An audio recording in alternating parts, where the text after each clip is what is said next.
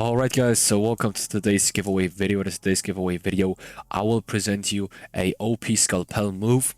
And this one was somehow inspired by Grand Prix Online, so shoutouts to them. But I did not really try to fully recreate it, but there are of course some aspects which you guys probably will recognize. Now,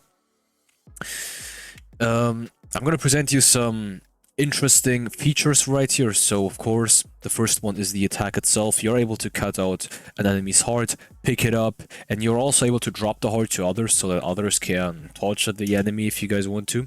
But apart from that, you're also able to give the heart back to the enemy. So when you touch, or when the heart touches the enemy's hole, so the hole inside of the chest, did not get it twisted, then the heart is being inserted back in, and the heart tool disappears, and the enemy has regained the heart. With that being said, check out the description for my second channel for the model and for a Discord server, so this community's Discord. And with that being said, take care and enjoy.